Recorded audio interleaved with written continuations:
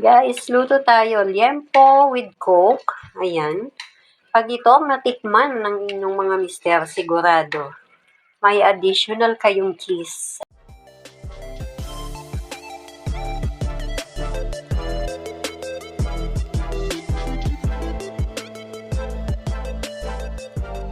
Guys, for today's recipe, magluluto ako ng liempo with Coca-Cola.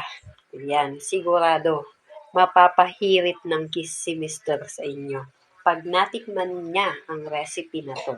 Ayan, meron tayo ditong liempo. Ayan.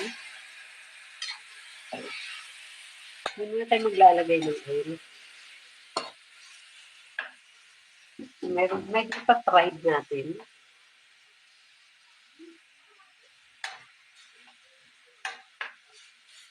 Takpan muna natin siya. Guys, check natin yung ating pinipirito. Ayan. Brown na siya. Pwede na tayo maglagay ng garlic. Lagyan natin yung ating garlic na. Ayan, ilagay natin yung ating garlic. Ayan, garlic.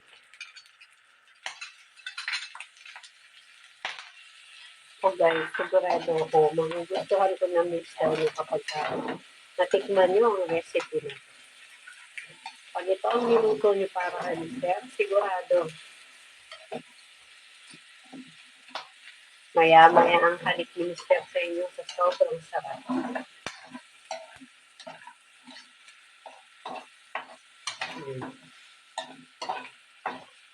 So, ayan lang natin mag-brown ng konti yung bawang. Nalagay na natin yung ating ibang ingredients.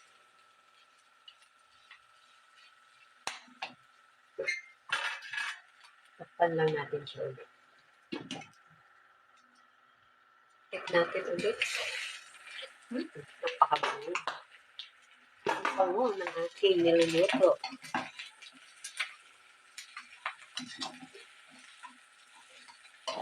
Ayan na nga guys. Nangagin yung ating bawang.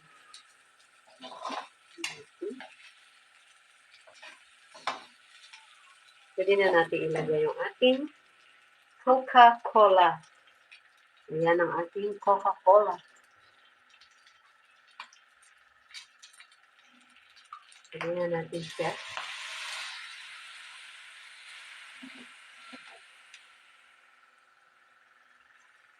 Lagyan natin lahat para sakto sa kanyang paglambot.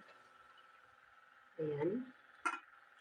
Tapos, ilagay din natin yung ating 3/4 cup soy sauce. At ang ating calamansi juice. Ayan. Depende sa inyo kung gaano gusto karami. Kung gaano karami gusto nyo ilagay na calamansi juice. Ayan, pwede nyo rin dagdagan yan ng pampaanghang. Kung gusto nyo na maanghang, pwede. Dagdagan nyo. Lagyan nyo siya ng sili o kaya konting paminta. Yan. Pagkatapos natin ilagay yung ating calamansi juice at soy sauce, ilagay naman natin yung ating ketchup. Ayan. Depende na rin sa inyo kung gaano karami yung ketchup.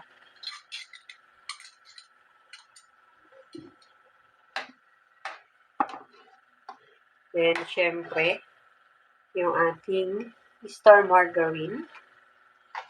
Optional lang din po ito. Kung wala kayong star margarine, pwede din. Yan. So, takpan natin at hintayin natin kumulo bago natin lalagyan ng pampalasa. Mga cubes kung gusto ninyo. Takpan muna natin guys, then balikan natin later. A few moments later. Guys, pwede na natin siyang lagyan ng ating pampalasa, mga cubes. So, ito lang ang ilalagay ko guys, yung kalahati lang niya. Yan. Guys, kumulo na siya. Ilagay na natin yung ating Knorr cubes. Balikan natin siya maya-maya para makita natin kung malambot na yung ating karne.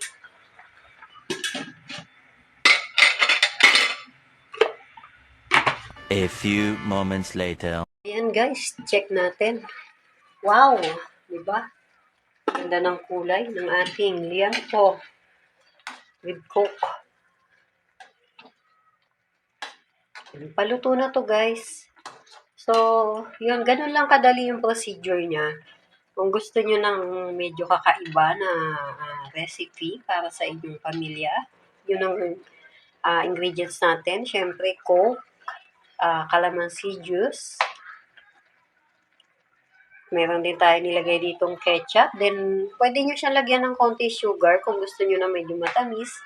Kung gusto nyo medyo maanghang, pwede nyo lagyan ng chili powder or yung mismong bunga ng labuyo. So, ayan guys. Hintayin na lang natin itong mag-simmer. Sakto-sakto lang yung sabaw niya. Yung sauce. Pero kasi ito, masarap naman yung sauce. Kaya, okay na siguro kung medyo madami yung sauce, no? Para pag ginanahan kumain yung ating chikiting, marami tayong sauce. Yan, di ba? Pag gusto nyo medyo tuyo, so, no problem. Pwede nyo siyang medyo patuyuin pa ng konti. Na lamang guys, kung hindi pa kayo subscribe dito sa aking channel, please click the notification bell para mag-i-updated kayo sa mga bagong video na aking i-upload. So, sana nagustuhan ninyo yung ating recipe for today. Thank you for watching!